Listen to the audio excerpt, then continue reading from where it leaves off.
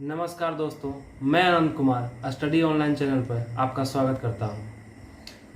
आज का टॉपिक शेर शाह सूरी के बारे में है और शेर शाह सूरी का इतिहास के बारे में हम लोग कुछ जानकारियां हासिल करेंगे। चलिए देखते हैं शेर शाह सूरी का इतिहास कैसा रहा, जिसकी कुछ जानकारी आपको पहले भी मैं दे चुका हूँ।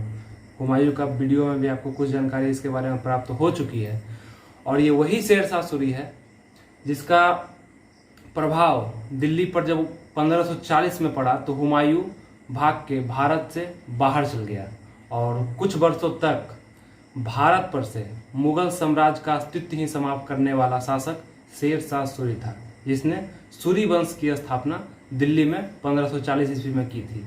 तो चलिए हम लोग इसका थोड़ा सा प्रारंभिक इतिहास की जानकारी लेते हैं, जहाँ से कुछ क्वेश्चन आ जाते हैं। तो शेर शाह सूरी के बारे में कहा जाता है कि इसके जितने भी कार्य थे ना, वो अकबर जो हुमायूं का बेटा था, इसके जितने भी कार्य थे शेर शाह सूरी के, वो अकबर के अग्रगामी कहे जाते हैं। मतलब कि अकबर बहुत कुछ सीखा था शेर शाह सूरी के कार्यकाल से और इसके प्रशासन से बहुत कुछ सीख के अपने प्रशासन में प्रयोग किया था, तो उसके अग्रगामी कहे जाते हैं। जैसे आपको बता दें, शेर शाह सूरी के बचपन का नाम फरीद खां था, फरीद खां, तथा इनके पिता हसन खां सासाराम, जो कि बिहार का है, यहाँ पे देख रहे होंगे, सासाराम के जमींदार थे। शेर शाह सूरी के पिता सासाराम के जमींदार थे। और अभी हम इसको शेर शाह सूरी नाम से नहीं जानेंगे, क्योंकि अभी हम पढ़ रहे हैं इसका प्रारंभिक इतिहास, शुरू का दिन पढ़ रहे हैं। तो ये फरीद खां था, बचपन के दिनों में इसका नाम फरीद खां था। तो फरीद खां के पिता सासाराम के जमींदार थे, इतनी बात आप समझ गए। और कहा जाता है कि प्रारंभिक दिनों में फरीद खां था, उनके पिता के बीच संबंध अच्छे ना होने के कारण वो घर छोड़ चुका था और घर छोड़ करके जौनपुर चला गया था, जौनपुर। और वहीं पर उसकी फरीद खां की शिक्षा दीक्षा जो भी हुए वहीं पर हुई, जौनपुर में। वो घर छोड़ चुका था और शिक्षा ग्रहण करने के दरमियान उसने कई भाषा सीखी, अरबी फारसी बहुत से भाषा सीखी। इसका मतलब है कि वो एक बुद्धिमान शासक था। और शिक्षा ग्रहण करते के अंतराल में उसको एक बुलाहट आया, जो कि दक्षिण भारत, देख रहे हैं आप, झारखंड भी उस समय बिहार का ही हिस्सा था। तो दक्षिण बिहार का सूबेदार था बहार खां लोहानी। बहार खां लोहानी के यहाँ वो नौकरी करने चला गया, जौनपुर गया। जौनपुर के बाद वो बहार खां लोहानी, जो दक्षिण बिहार का सूबेदार था, सूबेदार का अर्थ आपको कल हम बताए थे कि एक राज्य का रक्षा करने वाला, राज्य का रक्षक को सूबेदार कहते हैं। तो दक्षिण बिहार का सूबेदार था, उसके यहाँ इसकी नौकरी लग गई। और नौकरी करते क्रम में ये एक ऐसा काम किया जिसने इसे एक उपाधि बहार खां लोहानी द्वारा दिया गया। ये क्या किया था कि कहीं शिकार करने गया था और वहां पे एक ही धार से, तलवार के एक ही धार से, फरीद खां ने तलवार के एक ही धार से वो शेर की हत्या कर दी थी, एक ही धार में उसको खत्म कर दिया था। तो उस समय बहार खां लोहानी द्वारा फरीद खां को एक उपाधि दी गई, जिसका शेर खां की उपाधि दी गई। किसके द्वारा? बहार खां लोहानी द्वारा। ये प्रश्न आते हैं एग्जाम में, कभी कभी पूछ लिए जाते हैं, तो इसलिए ध्यान रखिएगा कि फरीद खां को शेर खां की उपाधि किसने प्रदान की थी? तो दक्षिण बिहार का सूबेदार बहार खां लोहानी ने फरीद खां को शेर खां की उपाधि दी थी। और अब यहाँ से हम इसको शेर खां के नाम से जानेंगे। तो कुछ दिन तक उसके पास रहा, फिर वहां से भाग के देखिए ये बाबर की सेना में चला गया। अब आप लोगों को कंफ्यूजन हो रहा है कि बाबर के सेना में कैसे चल गया, ये समकालीन था हुमायूं का। ये भी आपको पता होगा कि ये हुमायूं का समकालीन था, ये फरीद खां जो था हुमायूं का समकालीन था। लेकिन ये बहार खां लोहानी के पास से भी भाग गया। कुछ वहां पे हुआ क्या कि उसके सरदारों ने बहार खां लोहानी को भड़काना शुरू कर दिया। बहार खां लोहानी के सरदार ने भड़काना शुरू कर दिया कि ये जो शेर खां है, ये बहुत तेज है, ये धोखा से आपको हटा सकता है और ये गद्दी प्राप्त कर सकता है। भड़काने लगा अपने शासक को, बहार खां लोहानी को, इसलिए वहां से ये पहले ही निकल गया। शेर खां पहले ही निकल गया वहां से और जाके ये बाबर की सेना टुकड़ियों में शामिल हो गया। उस समय बाबर भारत आया था और अपने पूरे भारत पे सेना टुकड़ी का निर्माण कर रहा था, ताकि उसको भारत पे और भी युद्ध लड़ने थे बाबर को। तो ये जाके उसमें शामिल हो गया। और शामिल होने के अंतराल बताते हैं आपको कि उसमें चंदेरी का युद्ध एक हुआ था। आपको बताया था पिछले वीडियो में, बाबर के वीडियो में, चंदेरी के युद्ध में ये शामिल था। और चंदेरी का युद्ध जो सीख रहा था, बाबर के सेना टुकड़ियों में शामिल होके इसने चंदेरी के युद्ध को अपने आप से भी देखा था, समझा था और उससे कुछ सीखा था। और उस समय चंदेरी के युद्ध करते करते उस समय रहते उसके सैनिक टुकड़ियों में रहते ये एक बात बोला था जो कभी कभी एग्जाम में ये भी पूछ लिया जाता है, और एक अच्छी बात बोली थी इसने कि अगर भाग्य ने मेरा साथ दिया और सौभाग्य मेरा मित्र रहा तो मैं इन मुगल को भारत से बाहर फेंक सकता हूँ। ये बात किसने बोला था? शेर खान ने। किसके लिए? मुगलों के लिए। कब? जब ये मुगल टुकड़ी में शामिल था तब, क्योंकि वहाँ का सब कला, सब अस्त्र शस्त्र और सब उसके युद्ध पद्धति को सीख चुका था, और तब उसने ये बात बोली थी। तो इसको आप याद रखिएगा। और फिर ऐसा हुआ कि वो मुगल के पास से भाग के फिर भी लोहानी के पास गया। ये बहार खां लोहानी जिसके पास ये था पहले से, संरक्षक के रूप में था उसके पास, तब ये गया, तब उसके बेटे के संरक्षक के रूप में फिर वहां पर रहा। पहले तो ये दिल्ली चल गया उसके पास, मुगल के पास, अब फिर मुगल के पास से भाग के बहार खां लोहानी जो दक्षिण बिहार का सूबेदार था उसके बेटे के संरक्षक के रूप में इस बार नौकरी करने लगा। और हुआ ये, यहीं से उसका भाग्य बदला, शेर खां का भाग्य बदला। बहार खां लोहानी की मृत्यु हो गई और शेर खां वहां का संरक्षक था, बेटा का उसका, बहार खां लोहानी की मृत्यु हो गई। और उसकी विधवा पत्नी जिसका नाम दूदू बेगम उसकी विधवा पत्नी का नाम था, और उससे ये शादी कर लिया शेर खान ने। बहार खां लोहानी मर चुका था और उसकी विधवा पत्नी दूदू बेगम से किसने शादी कर लिया? शेर खान ने। और पूरा साम्राज्य जो उसका था पहले से, और उसके बेटों को ये भगा के बंगाल भेज दिया था, और पूरा साम्राज्य जो दक्षिण बिहार का साम्राज्य था वो पूरा इसका हो गया। यहीं से उसकी जिंदगी बदल गई पूरा। वो अब क्या हो गया? दक्षिण बिहार का सूबेदार अब कौन हो गया? पूरे दक्षिण बिहार का कमान किसके हाथ में आ गया?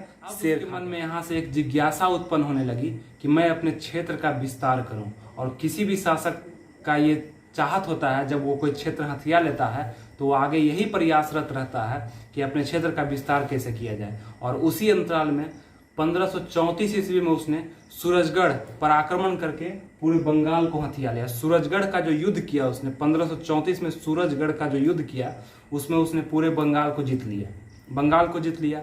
अब सोचिए कि वो दक्षिण बिहार का सूबेदार भी था, बंगाल को भी जीत लिया, इधर चुनारगढ़ के किले पर आक्रमण करके उसको भी जीत लिया था। तो एक इतना बड़ा साम्राज्य उसके हाथ में था। आप देख सकते हैं भारत का उत्तर भारत का इतना बड़ा साम्राज्य उसके हाथ में था। और उसी क्रम में उसने और छोटे छोटे युद्ध लड़े जहां तहां, और जो उतना इंपॉर्टेंट नहीं है, क्वेश्चन में नहीं आता, आप किताब में पढ़िएगा उसको, उतना इंपॉर्टेंट नहीं है। और छोटे छोटे युद्ध लड़े।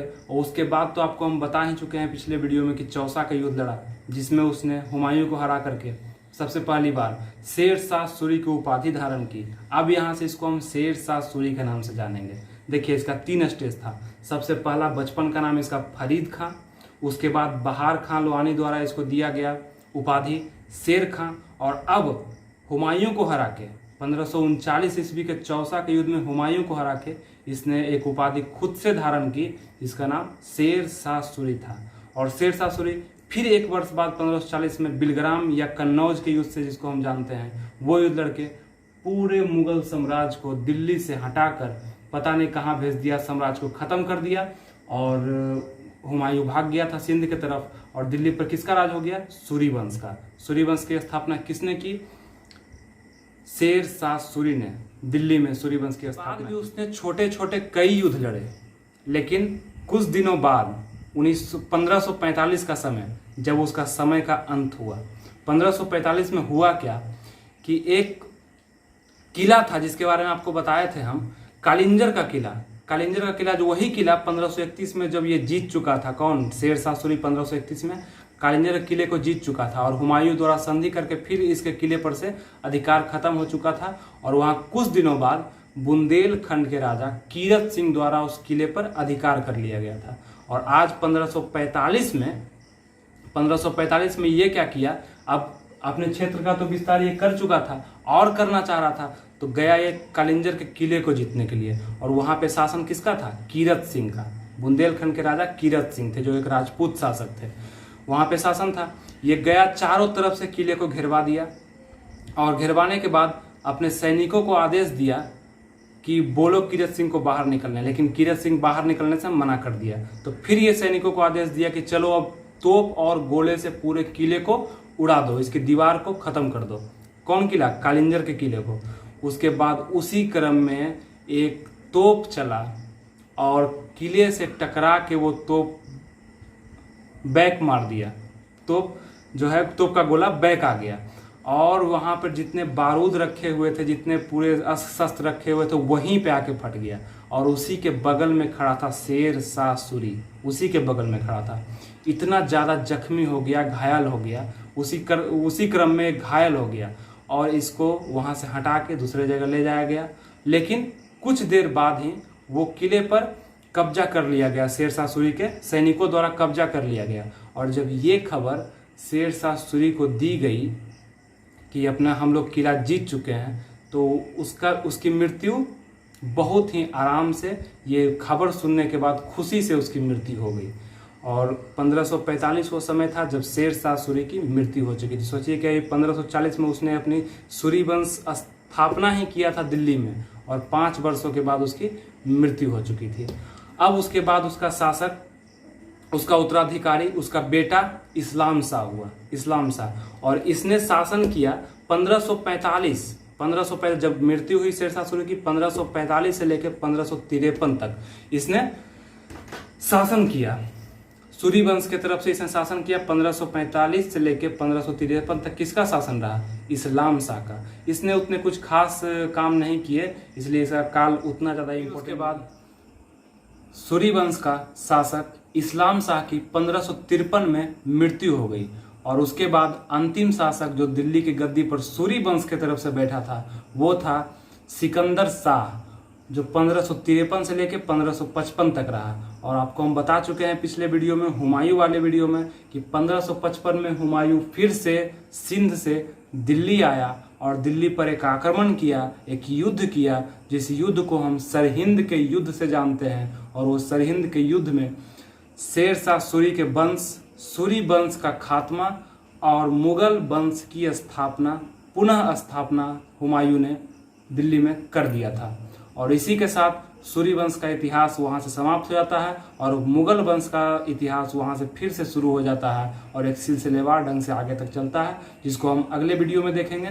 लेकिन अगला वीडियो जो मेरा आएगा ये सूरी वंश से ही रिलेटेड होगा, इसलिए क्योंकि इसे कुछ क्वेश्चन जो डायरेक्ट एग्जाम में पूछ दिए जाते हैं, कुछ महत्वपूर्ण क्वेश्चन का संग्रह होगा एक छोटा सा, और छोटा सा ही वीडियो होगा, ज़्यादा बड़ा वीडियो नहीं होगा, क्योंकि उसका पूरा इतिहास तो आप देख चुके हैं। इसमें लेक्चर वीडियो था, तो इसलिए इसका पूरा एक इतिहास का एक जानकारी, आपको संक्षिप्त जानकारी मिल चुका है। और इसका अगला वीडियो जो होगा छोटा होगा और उसमें सिर्फ क्वेश्चन होंगे और क्वेश्चन का ही डिस्कस हम करेंगे। वीडियो ही होगा, हम ही रहेंगे, क्वेश्चन का डिस्कस करेंगे। और उसके बाद आएगा अकबर का वीडियो। तब तक के लिए आपसे विदा लेते हैं। Thank you. जय हिंद।